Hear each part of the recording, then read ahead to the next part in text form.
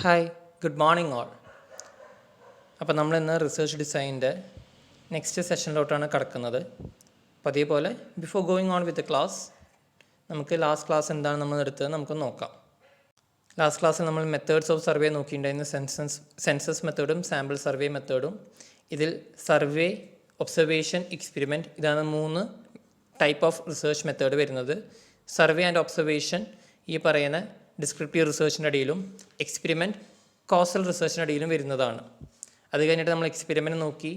Then we went to type of experiment, laboratory experiment, field experiment. ഇതാണ് both type of experiment. അപ്പോൾ നമുക്ക് ഇന്നത്തെ ക്ലാസ്സിലോട്ട് കിടക്കാം. ഇന്നെടുക്കാൻ പോകുന്ന ടോപ്പിക് സിമുലേഷനാണ്. What do you mean by simulation? Simulation can be defined as a set of techniques for manipulating a model of some real-world process for the purpose of finding numerical solutions that are useful in the real process that is being modeled. ഒന്നുകൂടി പറയാം. Simulation can be defined as a set of techniques for manipulating a model of some real-world process for the purpose of finding numerical solutions that are useful in the real process that is being modeled. ഇത്രയും വലിയൊരു നീണ്ട lengthy meaning എനിക്ക് തോന്നുന്നു നമ്മൾ ഈ research design ചാപ്റ്ററിൽ വേറെ ഒരു ടോപ്പിക്കിൽ നമ്മൾ കവർ ചെയ്തിട്ടില്ല. ഇത് കുറച്ചുകൂടി എളുപ്പത്തിൽ നമ്മൾ പറയുകയാണെങ്കിൽ സിമുലേഷൻ എന്ന് പറയുന്നത് imitation of A situation or process. നമ്മൾ ചെയ്യാൻ പോകുന്ന കാര്യം എന്താണ്, നമ്മൾ വാങ്ങിക്കാൻ പോകുന്ന മെഷീനറി എന്താണ്, നമ്മൾ റിസർച്ച് നടത്താൻ പോകുന്ന ടോപ്പിക് എന്താണ്, അതിനെക്കുറിച്ചുള്ളൊരു ഇമിറ്റേഷൻ, ആ ഒരു മെഷീനറിയുടെ ഒരു റിയൽ ലൈഫ് സിറ്റുവേഷൻ ഉണ്ടാകാൻ പോകുന്ന സിറ്റുവേഷൻ നമ്മൾ ക്രിയേറ്റ് ചെയ്യുകയാണ്. അതിനാണ് സിമുലേഷൻ എന്ന് പറയുന്നത്. ഒന്നുകൂടി നമുക്ക് നോക്കാം. It involves construction of a model representing the situation and in effect experimenting with it rather than the actual situation. ഇപ്പോൾ നമ്മൾ സിനിമകളിലൊക്കെ കണ്ടിട്ടുണ്ടാവും, ബാങ്ക് റോബറിയാണ് നമ്മൾ നടത്താൻ പോകുന്നതെങ്കിൽ, സിനിമകളിൽ ആക്ഷൻ സീൻസിൽ ബാങ്ക് റോബറിയാണ് വരുന്നതെങ്കിൽ അവർ ആക്ച്വലി അത് ഇംപ്ലിമെൻറ്റ് ചെയ്യുന്നതിന് മുന്നേ തന്നെ ആ ഒരു ആൾക്കാർ, ആ ഒരു ഇൻഡിവിജ്വൽസ് അവർ ഇതിൻ്റെ ഒരു ഡമ്മി സിറ്റുവേഷൻ ക്രിയേറ്റ് ചെയ്യും. ഒരു ഇമിറ്റേഷൻ, ഒരു റെപ്ലിക്ക ക്രിയേറ്റ് ചെയ്യും. ഒരു ബാങ്ക് സേഫ്, ഒരു ഡമ്മി ബാങ്ക് സേഫ് വാങ്ങിക്കുന്നു, അവരെന്താണ് ചെയ്യാൻ പോകുന്നത് അതിൻ്റെ ഒരു പ്രാക്ടീസ് അല്ലെങ്കിൽ ഒരു പ്ലാനിങ് അവർ ഓൾറെഡി ക്രിയേറ്റ് ചെയ്ത് വെക്കുമ്പോൾ ഒരു ഇമിറ്റേഷൻ, ഒരു റിയൽ ലൈഫ് സിറ്റുവേഷൻ്റെ ഒരു റെപ്ലിക്ക ക്രിയേറ്റ് ചെയ്യും. അതിനെയാണ് സിമുലേഷൻ എന്ന് പറയുന്നത്. It is all about constructing a model representing the situation and in effect experimenting with it rather than the actual situation. അപ്പം നമ്മൾ റിയൽ ലൈഫിൽ എന്താണ് ഫേസ് ചെയ്യാൻ പോകുന്നത്, എന്താണ് ഫേസ് ചെയ്യാൻ പോകുന്ന സിറ്റുവേഷൻ എന്താണെന്ന് നമുക്ക് മനസ്സിലായി കഴിഞ്ഞാൽ അതിനൊന്ന് പ്രീ പ്ലാൻ ചെയ്യാൻ, അതിനൊന്ന് നമ്മൾ പ്രീ ഓക്യുപ്പൈ ചെയ്യാൻ വേണ്ടി നമ്മൾ അതേ സിറ്റുവേഷനെ ഒരു ഡമ്മി സിറ്റുവേഷൻ നമ്മൾ ക്രിയേറ്റ് ചെയ്യുകയും ആ ഒരു ഡമ്മി സിറ്റുവേഷനിൽ നമ്മളത് പഠിച്ച് മനസ്സിലാക്കി പ്ലാൻ ചെയ്തിട്ടായിരിക്കും നമ്മൾ ആക്ച്വലിലോട്ട് നമ്മൾ ഫേസ് ചെയ്യാൻ പോകുന്നത്. അപ്പോൾ സിമുലേഷൻ എന്ന് പറയുന്നത് it is all about constructing a model representing the situation and experimenting with it rather than the actual situation. ഒരു ബിസിനസ് ഓർഗനൈസേഷൻ്റെ ടേംസ് നമ്മൾ പറയുകയാണെങ്കിൽ നമ്മുടെ ഓർഗനൈസേഷനിൽ ഒരു 1000 എംപ്ലോയീസ് ആണ് വർക്ക് ചെയ്യുന്നത്. ഓക്കെ, അപ്പോൾ ആ 1000 എംപ്ലോയീസിൽ നമ്മുടെ ഓർഗനൈസേഷനിലോട്ട് നമ്മളൊരു പുതിയ പോളിസി നമ്മൾ ഇംപ്ലിമെൻറ്റ് ചെയ്യാൻ പോവുകയാണ്. Okay, that policy is gone affect all these 1000 employees. അപ്പോൾ നമ്മളത് ഇംപ്ലിമെൻറ്റ് ചെയ്യുന്നതിന് മുന്നേ തന്നെ നമ്മൾ അതിൻ്റെ എന്തൊക്കെയായിരിക്കും ആഫ്റ്റർ എഫക്ട്സ് അല്ലെങ്കിൽ എന്തൊക്കെയാണ് അതിൻ്റെ കോൺസിക്വൻസസ് മനസ്സിലാക്കാൻ വേണ്ടി നമ്മൾ ഒരു ഡമ്മി സിറ്റുവേഷൻ ക്രിയേറ്റ് ചെയ്യുന്നു. അതായത് നമ്മൾ 1000 എംപ്ലോയീസിന് ഒരു 50 പേരെ സെലക്ട് ചെയ്തിട്ട് ഇതേ പോളിസി ആ 50 പേരിൽ മാത്രം, ആ 50 എംപ്ലോയീസിൽ മാത്രം ഇംപ്ലിമെൻറ്റ് ചെയ്തിട്ട് എന്താണ് അതിൻ്റെ ആക്ച്വൽ കോൺസിക്വൻസസ് എന്ന് നമ്മൾ മനസ്സിലാക്കുന്നു, പഠിക്കുന്നു, എക്സ്പെരിമെൻറ്റ് ചെയ്യുന്നു. And if that policy is A failure നമുക്ക് അപ്പം തന്നെ അത് ഒഴിവാക്കിയിട്ട് വേറൊരു പോളിസിയിലോട്ട് കടക്കാം. ബെറ്റർ ഈ 50 പേരിൽ മാത്രം എക്സ്പെരിമെൻറ്റ് നടത്തിയിട്ട് if the policy is A failure അത് ഒഴിവാക്കാം. അതല്ല ആ പോളിസി സക്സസ്ഫുൾ ആണെങ്കിൽ ആ ഒരു 1000 എംപ്ലോയീസിലോട്ട് ആ പോളിസി ഫർദർ ഇംപ്ലിമെൻറ്റ് ചെയ്യാം. സിമുലേഷൻ എന്ന് പറയുന്നത് ഇത്രയേ ഉള്ളൂ. ഒരു റിയൽ ലൈഫ് സിറ്റുവേഷനിൽ ഉണ്ടാവാൻ പോകുന്ന കാര്യം എന്താണ്, അതിൻ്റെ ഒരു ഡമ്മി സിറ്റുവേഷൻ നമ്മൾ ഓൾറെഡി ക്രിയേറ്റ് ചെയ്യുന്നു, പ്രീ സെറ്റ് ചെയ്യുന്നു, പ്രീ അറേഞ്ച് ചെയ്യുന്നു. And we experiment, we study upon that, we observe upon that, so that നമുക്കൊരു സ്ട്രക്ചർ ആൻഡ് പ്ലാൻ ഉണ്ടാകും റിയൽ ലൈഫ് സിറ്റുവേഷനിൽ നമ്മൾ എന്താണ് ഫേസ് ചെയ്യാൻ പോകുന്നത്. So simulation is imitation of A situation or A process. It is all about constructing a model representing the situation of A real life. നിങ്ങളെല്ലാവരും science എക്സിബിഷനിലൊക്കെ പങ്കെടുത്തിട്ടുണ്ടാകും.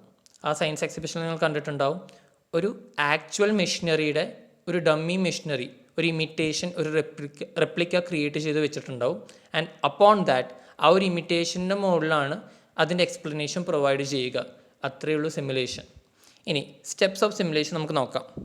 Identifying the process of system, decide the purpose, develop a mathematical model on the basis of available information, collect several sets of input for use, determine the type of simulation required, operate the simulation with the various set or input data.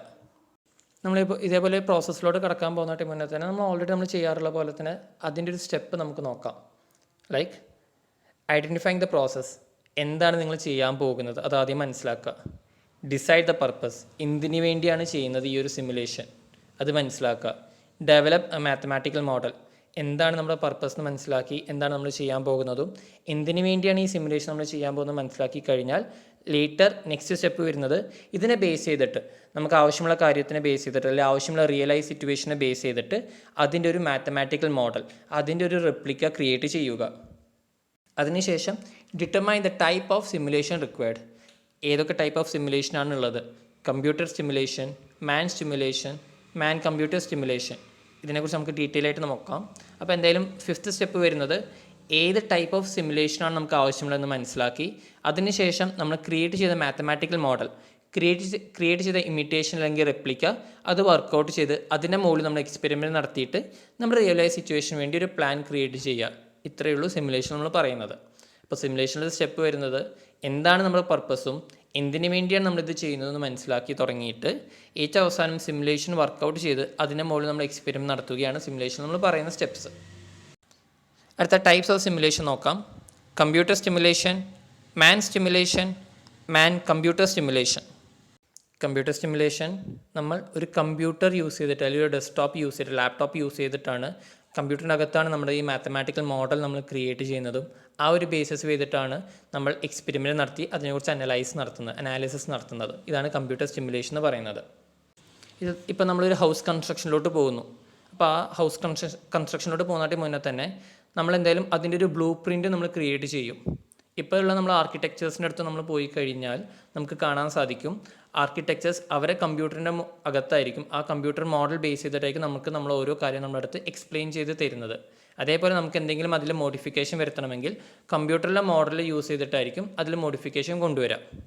ഒരു ലാപ്ടോപ്പിൽ നമുക്ക് കാണാൻ സാധിക്കും നമ്മുടെ വീടിൻ്റെ ഹൗസിൻ്റെ blue print അല്ലെങ്കിൽ construction structure എന്താ നമുക്ക് കാണാൻ സാധിക്കും.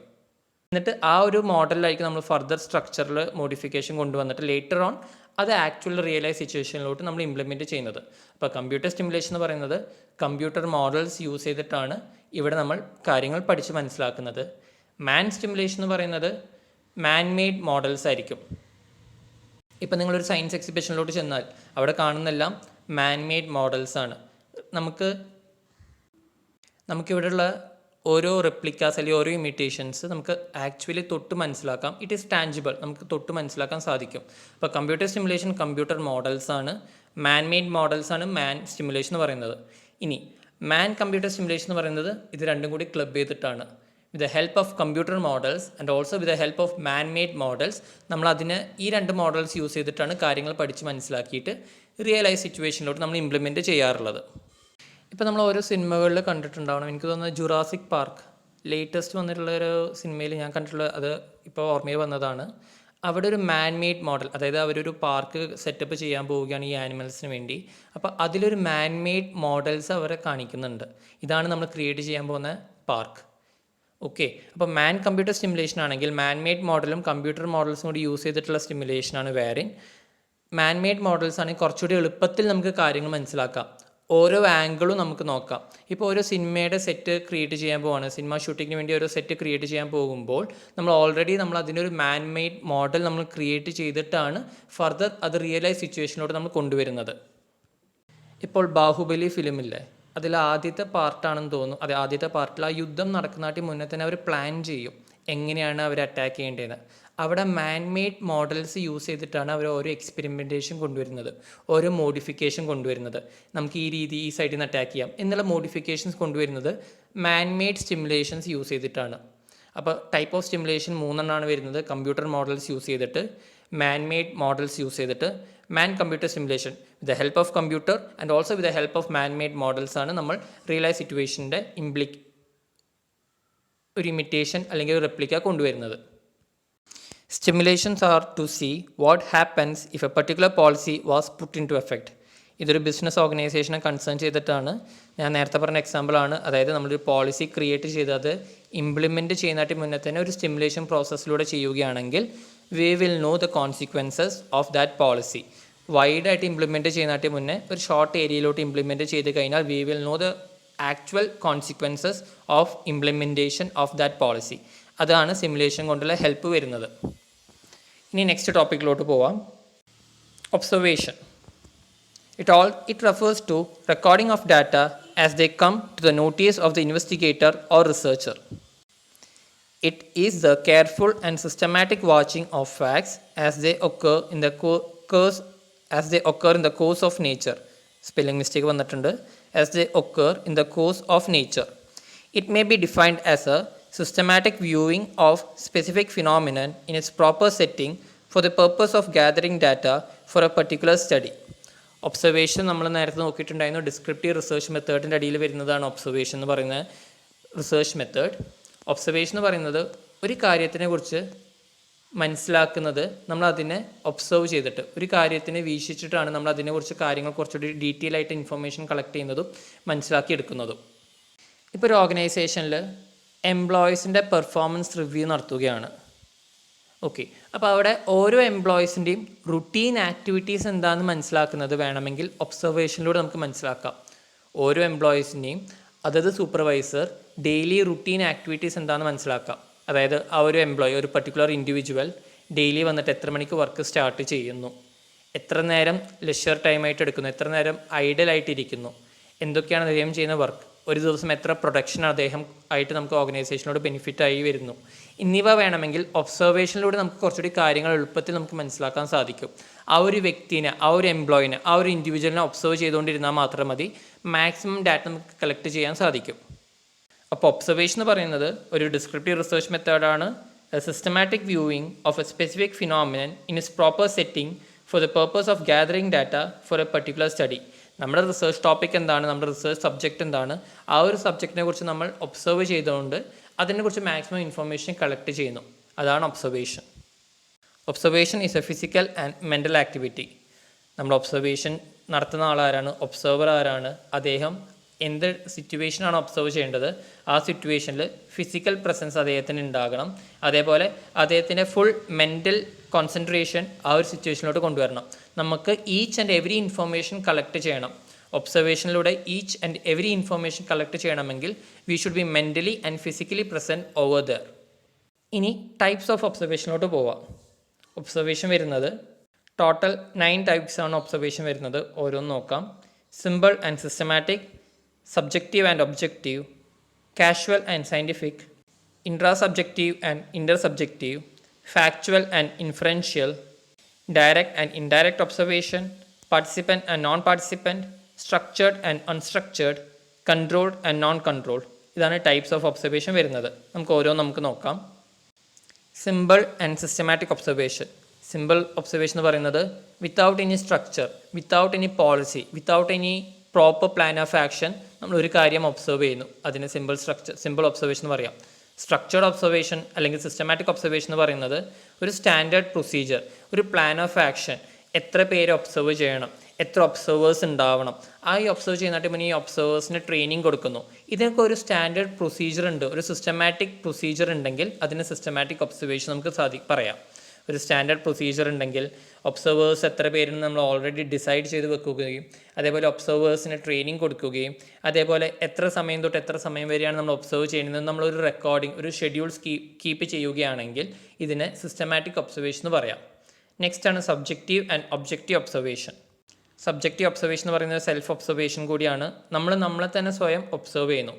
ഇപ്പോൾ ഒരു എക്സാമ്പിളൂടെ, അതായത് ലോക്ക്ഡൗൺ സ്റ്റാർട്ട് ചെയ്ത പിന്നെ, COVID-19 കാരണം ലോക്ക്ഡൗൺ സ്റ്റാർട്ട് ചെയ്ത പിന്നെ നമ്മുടെ എല്ലാവരുടെയും റുട്ടീൻ ആക്ടിവിറ്റീസിൽ ഒരു ചേഞ്ച് വന്നിട്ടുണ്ടാവും. രാവിലെ എണീക്കുന്ന സമയം, ഫുഡ് കഴിക്കുന്ന സമയം, മൊബൈൽ യൂസ് ചെയ്യുന്ന സമയം, അതേപോലെ TV കാണുന്ന സമയം, രാത്രി ഉറങ്ങുന്ന സമയം, ഇതിലെല്ലാം ഒരു ചേഞ്ച് വന്നിട്ടുണ്ടാവും. എന്തൊക്കെയാണ് നമുക്ക് വന്ന ചേഞ്ച് എന്ന് മനസ്സിലാക്കണമെങ്കിൽ നമ്മൾ നമ്മളെ തന്നെ സ്വയം ഒബ്സർവ് ചെയ്യുക, സെൽഫ് ഒബ്സർവേഷൻ കൊണ്ടുവരിക. അതാണ് സബ്ജക്റ്റീവ് ഒബ്സർവേഷൻ.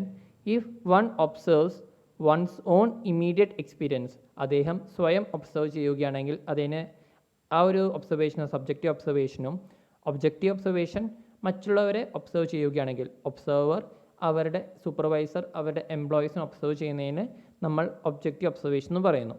നെക്സ്റ്റ് നോക്കാം, casual and scientific observation. Casual observation നമ്മളൊരു പ്രീ പ്ലാനിങ് അല്ലെങ്കിൽ ഒരു പ്രിപ്പറേഷൻ നമുക്കില്ല. നേരെ മറിച്ച് സയൻറ്റിഫിക് ഒബ്സർവേഷനിലാണെങ്കിൽ there is a certain measurement tools. Observation done on the basis of certain mathematical tool is scientific observation. നമ്മൾ financial management നമ്മൾ പഠിച്ചിട്ടുണ്ടാകും. അതായത് average rate of return, pay back method, internal rate of return, IRR. അതായത് ഒരു machinery വാങ്ങിക്കുകയാണെങ്കിൽ അത് ഓർഗനൈസേഷന് suitable ആവുമോ feasible ആവുമോ എന്നിവ നമ്മൾ മുൻകൂട്ടി കണ്ടുപിടിക്കുകയാണ്, ഒബ്സർവ് ചെയ്ത് മനസ്സിലാക്കുകയാണ്. അവിടെ ഓരോ മാത്തമാറ്റിക്കൽ ഫോർമുല നമ്മൾ യൂസ് ചെയ്യുന്നുണ്ട്. അതേപോലെ എന്തെങ്കിലും ഒരു കാര്യത്തിന് വേണ്ടി നമ്മൾ മാത്തമാറ്റിക്കൽ ടൂൾസ് അല്ലെങ്കിൽ ഫോർമുലാസ് യൂസ് ചെയ്തിട്ടാണ് മനസ്സിലാക്കുന്നതെങ്കിൽ, ഒബ്സർവ് ചെയ്ത് കണ്ടുപിടിക്കുന്നതെങ്കിൽ അതിനെ നമ്മൾ സയൻറ്റിഫിക് ഒബ്സർവേഷൻ എന്ന് പറയുന്നു. Casual observation, there is no pre planning, there is no preparation. നമ്മളിങ്ങനെ നടന്നു പോകുമ്പോൾ നമ്മളൊരു കാര്യം കാണുന്നു, എന്നിട്ട് അവിടെ നിന്നിട്ട് നമ്മൾ അതിനെ കുറച്ച് കൂടുതൽ മനസ്സിലാക്കുന്നു, ഒബ്സർവ് ചെയ്യുന്നു.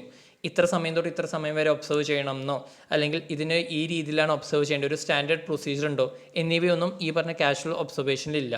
There is no pre planning, as said there is no pre preparation. Scientific ഒബ്സർവേഷനിൽ there is a measurement tool, ഒരു മാത്തമാറ്റിക്കൽ മെഷർമെൻറ്റ് ടൂൾ വരുന്നുണ്ടാകും, എങ്ങനെയാണ് ഒബ്സർവ് ചെയ്യേണ്ടതും എന്ത് ബേസിസിലാണെന്നൊക്കെ. ഇതാണ് സയൻറ്റിഫിക് ഒബ്സർവേഷനിൽ പറയുന്നത്. നെക്സ്റ്റ് ആണ് intra subjective and inter subjective. If repeated observations are done by the same investigator which yield constant result, it is known as intrasubjective observation. ഒരു particular ടോപ്പിക്കിനെ കുറിച്ച് അല്ലെങ്കിൽ ഒരു പർട്ടിക്കുലർ സബ്ജക്റ്റിനെ കുറിച്ച് റിപ്പീറ്റായിട്ട് ഒബ്സർവേഷൻ നടത്തുന്നു, റിപ്പീറ്റഡ് ഒബ്സർവേഷൻ നടക്കുകയും അതേപോലെ അത് നമുക്ക് സെയിം റിസൾട്ട് തന്നെയാണ് ലഭിക്കുന്നതും. റിപ്പീറ്റഡ് ഒബ്സർവേഷൻ ചെയ്യുകയാണെങ്കിലും സെയിം റിസൾട്ട് തന്നെയാണ് ലഭിക്കുന്നത്. ഇവിടെ ഇൻട്രാ സബ്ജക്റ്റീവ് ആവുന്നത് എങ്ങനെയാണെന്ന് വെച്ചാൽ അതേ ഇൻവെസ്റ്റിഗേറ്റർ, സെയിം ഒബ്സർവർ തന്നെയാണ് അതേ ഇൻവെസ്റ്റിഗേഷൻ ഒബ്സർവേഷൻ നടത്തുന്നതെങ്കിൽ, if repeated observations are done by the same investigator, അങ്ങനെയാണെങ്കിൽ അത് ഇൻട്രാ സബ്ജക്റ്റീവും. അതേപോലെ if repeated observations are done by different investigators, ഇൻട്രയിൽ സെയിം ഇൻവെസ്റ്റിഗേറ്റർ അല്ലെങ്കിൽ സെയിം ഒബ്സർവർ തന്നെയാണ് റിപ്പീറ്റഡ് ഒബ്സർവേഷൻ നടത്തുന്നത്. ഇൻ്റർ സബ്ജക്റ്റീവ് ആണെങ്കിൽ ഡിഫറെൻറ്റ് ഒബ്സർവേഴ്സാണ്, ഡിഫറെൻറ്റ് ട്രെയിനേഴ്സാണ്, ഡിഫറെൻറ്റ് ഇൻവെസ്റ്റിഗേറ്റേഴ്സാണ് വരുന്നത് ഈ പറഞ്ഞ പർട്ടിക്കുലർ ടോപ്പിക്, സെയിം ടോപ്പിക്കിൽ റിപ്പീറ്റഡ് ഒബ്സർവേഷൻ നടത്താൻ വരുന്നത്. ഇതാണ് ഇൻട്രാ സബ്ജക്റ്റീവ്, ഇൻ്റർ സബ്ജക്റ്റീവ്. ഇപ്പോൾ ഇൻ്റർ സബ്ജക്റ്റീവ് ആണെങ്കിൽ ഡിഫറെൻറ്റ് ഒബ്സർവേഴ്സ് എന്ന് ഞാൻ പറഞ്ഞു. ഇപ്പോൾ നിങ്ങൾ പേപ്പർ കറക്ഷൻ, അതായത് എക്സ്റ്റേണൽ എക്സാമിനേഷൻ വാല്യുവേഷൻ ആണെങ്കിൽ, പേപ്പർ കറക്ഷൻ ആണെങ്കിൽ ആദ്യം നിങ്ങളെ പേപ്പർ ഒരു ടീച്ചർ ഒബ്സർവ് ചെയ്യും, വാല്യൂ ചെയ്യും. ആൻഡ് ഫർദർ ആ ടീച്ചറിൻ്റെ കുറച്ചുകൂടി സുപ്പീരിയർ ആയിട്ടുള്ള ടീച്ചർ നെക്സ്റ്റ് വാല്യുവേഷൻ നടത്തും. മിനിമം 2-3 വാല്യുവേഷൻ കഴിഞ്ഞിട്ടായിരിക്കും ഫൈനൽ റിസൾട്ട് പബ്ലിഷ് ചെയ്യുക. അപ്പോൾ ഡിഫറെൻറ്റ് ഒബ്സർവേഴ്സാണ് ഇൻ്റർ സബ്ജക്റ്റീവിൽ വരുന്നത്. നെക്സ്റ്റ് ആണ് factual and inferential observation. Factual information is collected through observation, it is factual observation. നമ്മൾ കളക്ട് ചെയ്യുന്ന ഇൻഫർമേഷൻ ഫാക്ട്സ് ആൻഡ് ഫിഗേഴ്സ് ആണ്. നമ്പേഴ്സ് ആൻഡ് ഫിഗേഴ്സ് ആണെങ്കിൽ, ഫാക്ട്സ് ആൻഡ് നമ്പേഴ്സ് ആണെങ്കിൽ അതിനെ ഫാക്ച്വൽ ഒബ്സർവേഷൻ നമുക്ക് പറയാം. നെക്സ്റ്റ് ആണ് ഇൻഫറൻഷ്യൽ ഒബ്സർവേഷൻ. നമ്മളൊരു ഒബ്സർവേഷൻ നടത്തുന്നു, ഒരു കാര്യം ഒബ്സർവ് ചെയ്യുന്നു in order to draw inferences, അതായത് നമുക്ക് കൺക്ലൂഷൻ കിട്ടാൻ വേണ്ടിയാണ് ഒബ്സർവേഷൻ നടത്തുന്നു. ബട്ട് അതോടൊപ്പം കൺക്ലൂഷൻ വിത്ത് എവിഡൻസ്, ഒരു പർട്ടിക്കുലർ ടോപ്പിക്കിൻ്റെ സൊല്യൂഷൻ കണ്ടുപിടിക്കുന്നു വിത്ത് എവിഡൻസ് ആണെങ്കിൽ അതിനെ ഇൻഫറൻഷ്യൽ ഒബ്സർവേഷൻ നമുക്ക് പറയാം. Inferential observation is done to draw inferences, അതായത് in order to come to a conclusion with evidence. അപ്പോൾ നമ്മൾ റിസർച്ച് ടോപ്പിക്കിലൊരു സബ്ജക്റ്റിനോ ഇങ്ങനെ എക്സ്പെരിമെൻറ്റ് നടത്തുകയാണെങ്കിൽ, ഇങ്ങനെ മോഡിഫിക്കേഷൻ അല്ലെങ്കിൽ ചേഞ്ച് കൊണ്ടുവരികയാണെങ്കിൽ ഇതാകാം ഇത് നമുക്ക് ലഭിക്കുന്ന കൺക്ലൂഷൻ എന്ന് നമ്മൾ പറയുകയും അതോടൊപ്പം തന്നെ അതിനൊരു എവിഡൻസ് അല്ലെങ്കിൽ പ്രൂഫ് കൊടുക്കുന്നു. അതിനെയാണ് ഇൻഫറൻഷ്യൽ ഒബ്സർവേഷൻ എന്ന് പറയുന്നത്. നെക്സ്റ്റ് ആണ് direct and indirect observation. Direct observation എന്ന് പറയുന്നത് ആ പർട്ടിക്കുലർ ഒബ്സർവർ ഡയറക്റ്റ്ലി പ്രസൻ്റ് ആയിരിക്കും ഒബ്സർവ് ചെയ്യാൻ വേണ്ടി. ഡയറക്റ്റ് ഒബ്സർവേഷൻ 2 തരത്തിലാണ് വരുന്നത്, ഒബ്ട്രൂസീവ് ആൻഡ് അൺഒബ്ട്രൂസീവ്. ഈ ഡയറക്റ്റ് ഒബ്സർവേഷൻ അല്ലെങ്കിൽ ഇൻഡയറക്റ്റ് ഒബ്സർവേഷൻ മെയിനായിട്ട് ബിസിനസ് ഓർഗനൈസേഷനിലാണ് വരുന്നത്. അതായത് സൂപ്പർവൈസർ എംപ്ലോയീസിനെ ഒബ്സർവ് ചെയ്യുന്നു. ഒബ്ട്രൂസീവ് എന്ന് പറയുമ്പോൾ if the respondents are aware they are been observed, എംപ്ലോയീസിന് അറിയാൻ സാധിക്കുന്നു, അതായത് ദേ ആർ അവെയർ ദാറ്റ് അവരുടെ സൂപ്പർവൈസർ അവരുടെ വർക്ക് ഒബ്സർവ് ചെയ്യുന്നു എന്നുണ്ടെങ്കിൽ അതിന് ഒബ്ട്രൂസീവ് ഒബ്സർവേഷൻ എന്നും, അതേപോലെ അൺഒബ്ട്രൂസീവ് എന്ന് പറയുന്നത് the respondents are not aware that they are been observed. റെസ്പോൺസിന് അറിയാണ്ട് ആണ് ഈ ഒബ്സർവർ അവരുടെ വർക്കിംഗ് ആക്ടിവിറ്റി, അവരുടെ റൂട്ടീൻ ആക്ടിവിറ്റി അവരെ ഒബ്സർവ് ചെയ്യുന്നത്. ഇതാണ് ഡയറക്റ്റ് ഒബ്സർവേഷൻ. ഡയറക്റ്റ് ഒബ്സർവേഷനിൽ ഈ പറഞ്ഞ സൂപ്പർവൈസർ അല്ലെങ്കിൽ ഈ പറഞ്ഞ ഒബ്സർവർ ഡയറക്റ്റ്ലി ആ ഒരു സിറ്റുവേഷനിൽ ഫിസിക്കലി പ്രസൻ്റ് ആയിരിക്കും. ഇൻഡയറക്റ്റ് ഒബ്സർവേഷൻസ് ആണെങ്കിൽ CCTV ക്യാമറാസ് അല്ലെങ്കിൽ ഐ ക്യാമറാസ് ഇതൊക്കെ യൂസ് ചെയ്തിട്ടാണ് നമ്മൾ ഒബ്സർവേഷൻ നടത്തുന്നത്. അവിടെ നമ്മൾ ഫിസിക്കലി നമ്മുടെ ഒബ്സർവറിൻ്റെ പ്രസൻസ് ആവശ്യമില്ല. CCTV അല്ലെങ്കിൽ ഐ ക്യാമറാസ് യൂസ് ചെയ്തിട്ട് നമ്മളൊരു ഏരിയ അല്ലെങ്കിൽ പർട്ടിക്കുലർ ഇൻഡിവിജ്വലിനെ നമുക്ക് ഒബ്സർവ് ചെയ്യുന്നു. അതിനാണ് ഇൻഡയറക്റ്റ് ഒബ്സർവേഷൻ എന്ന് പറയുന്നത്. ഇൻഡയറക്റ്റ് ഒബ്സർവേഷനിൽ നമ്മുടെ ഒബ്സർവറിൻ്റെ ഫിസിക്കൽ പ്രസൻസ് ആവശ്യമില്ല. പകരം ഡയറക്റ്റ് ഒബ്സർവേഷനിൽ the observer is required to be physically present to view the situation. Next ആണ് participant and non participant. Participant എന്ന് പറയുന്നത് ഇപ്പോൾ ഒരു IT കമ്പനീസിലൊക്കെ ഒരു ഗ്രൂപ്പ് ഉണ്ടാകും, അതേപോലെ ഒരു ടീം ലീഡർ ഉണ്ടാകും. അപ്പോൾ ഇവിടെ വരുന്ന ടീം ലീഡർ ഈ പറഞ്ഞ ഗ്രൂപ്പായിട്ട് അവരുടെ ആക്ടിവിറ്റീസിലായിട്ട് ഇൻവോൾവ് ആയിട്ട് ഒരുമിച്ചിരുന്ന് വർക്കൗട്ട് ചെയ്ത് സൊല്യൂഷൻ കണ്ടുപിടിക്കുന്നു. അതിനെ പാർട്ടിസിപ്പൻറ്റ് ഒബ്സർവേഷൻ നമുക്ക് പറയാം. When the observer and participate are actively participating with the activities of the group under study. When the observer and the group members actively participate with the activities of the group under study. ഈ പറഞ്ഞ ഒബ്സർവറും അതേപോലെ ആ ഗ്രൂപ്പിൽ വരുന്ന ആൾക്കാരും ഒരുമിച്ചിരുന്ന് ഒരു കാര്യത്തിനെക്കുറിച്ച് പഠിക്കുകയും ഒബ്സർവ് ചെയ്യുകയും ചെയ്യുന്നതിനാണ് പാർട്ടിസിപ്പൻറ്റ് ഒബ്സർവേഷൻ നമ്മൾ പറയുന്നത്. നെക്സ്റ്റ് ആണ് സ്ട്രക്ചേർഡ് ആൻഡ് അൺസ്ട്രക്ചേർഡ് ഒബ്സർവേഷൻ. അതിന് മുന്നേ ഒരു കാര്യം നോൺ പാർട്ടിസിപ്പൻറ്റ് പറയാൻ വിട്ടുപോയി. നോൺ പാർട്ടിസിപ്പൻറ്റ് പറയുന്നത് ഈ പറഞ്ഞ ഒബ്സർവർ അല്ലെങ്കിൽ ഈ പറഞ്ഞ ടീം ലീഡർ ആ ഗ്രൂപ്പിൻ്റെ ആക്ടിവിറ്റീസിൽ പ്രസൻ്റ് ആകും, പക്ഷേ ഒന്നിലും ഇൻവോൾവ് ആവുന്നില്ല. അദ്ദേഹത്തിൻ്റെ സജഷനോ അല്ലെങ്കിൽ അദ്ദേഹത്തിൻ്റെ റൂളോ റെഗുലേഷൻ പറയുന്നില്ല. But he will be present, he will not get involve with the activities of the group member. പക്ഷേ അവരുടെ ഇടയിൽ നടന്ന് അവർ ഒബ്സർവ് ചെയ്യുന്നുണ്ടാവും. അതിനാണ് നോൺ പാർട്ടിസിപ്പൻറ്റ് ഒബ്സർവേഷൻ എന്ന് പറയുന്നത്. നെക്സ്റ്റ് ആണ് സ്ട്രക്ചേർഡ് ആൻഡ് അൺസ്ട്രക്ചേർഡ് ഒബ്സർവേഷൻ. നമ്മൾ ഇതിന് മുന്നേ ഓരോ ടൈപ്പ് ഓഫ് ഒബ്സർവേഷൻ നമ്മൾ പറഞ്ഞിട്ടുണ്ടായിരുന്നു. A proper standard of procedure, A proper structure is required. എത്ര സമയം തൊട്ട് എത്ര സമയം വരെയാണ് റെക്കോർഡ് ചെയ്യേണ്ടത്, ഇതിനുള്ള ഷെഡ്യൂൾ പ്രിപ്പയർ ചെയ്യുന്നു. ഒരു സ്റ്റാൻഡേർഡ് പ്രൊസീജിയർ ഉണ്ടെങ്കിൽ, ഒരു സ്റ്റാൻഡേർഡ് സിസ്റ്റമാറ്റിക് സ്ട്രക്ചർ ഉണ്ടെങ്കിൽ അതിനെ സ്ട്രക്ചേർഡ് ഒബ്സർവേഷൻ നമ്മൾ പറയാം. നെക്സ്റ്റ് ആണ് controlled and non controlled observation. Observations done with the help of mechanical aids are called controlled observation. A pre-arranged plan will be there. Structured observation പറഞ്ഞ പോലെ അതേപോലെ തന്നെ control ഒബ്സർവേഷനും പറയുന്നത് ഒരു അഡീഷണൽ ഐറ്റം വരുന്നതെന്നുള്ളൂ. അതായത് കൺട്രോൾഡ് ഒബ്സർവേഷൻ ആണെങ്കിൽ we will do the observation with the help of mechanical aids. അതായത് നേരത്തെ പറഞ്ഞ പോലെ തന്നെ CCTV ക്യാമറാസ്, ഐ ക്യാമറാസ് ഇവരുടെയൊക്കെ ഹെൽപ്പോടെയാണ് നമ്മൾ ഒബ്സർവേഷൻ നടത്തുന്നത് എങ്കിൽ അതേപോലെ തന്നെ ഇതിനൊരു പ്രോപ്പർ സ്ട്രക്ചർ ഉണ്ട്, പ്രോപ്പർ ടൈം സ്കെഡ്യൂൾ ഉണ്ട്, പ്രോപ്പർ സിസ്റ്റമാറ്റിക് സ്ട്രക്ചർ ഉണ്ടെങ്കിൽ അതിനെ കൺട്രോൾഡ് ഒബ്സർവേഷൻ എന്ന് പറയുന്നു. അപ്പോൾ ഇത്രയാണ് ടൈപ്സ് ഓഫ് ഒബ്സർവേഷൻ എന്ന് പറയുന്നത്. 9 ടൈപ്സാണ് വരുന്നത്. സിമ്പിൾ ആൻഡ് സിസ്റ്റമാറ്റിക് ഒബ്സർവേഷൻ തൊട്ട് സ്റ്റാർട്ട് ചെയ്തിട്ട് control observation and non control observation, ഇങ്ങനെ 9 ടൈപ്പ് ഓഫ് ഒബ്സർവേഷനാണ് വരുന്നത്.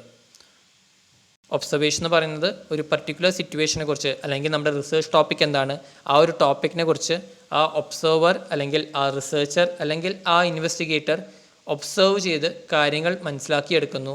ഒബ്സർവ് ചെയ്ത് നോക്കി കാര്യങ്ങൾ ഇൻഫോർമേഷൻ കളക്ട് ചെയ്യുന്നു, ഡാറ്റ കളക്ട് ചെയ്യുന്നു. ഇതിനെയാണ് ഒബ്സർവേഷൻ എന്ന് പറയുന്നത്. അപ്പോൾ ഇതോടെ നമ്മൾ ഇന്നത്തെ ക്ലാസ് വൈൻഡപ്പ് ചെയ്യുകയാണ്. Thank you all.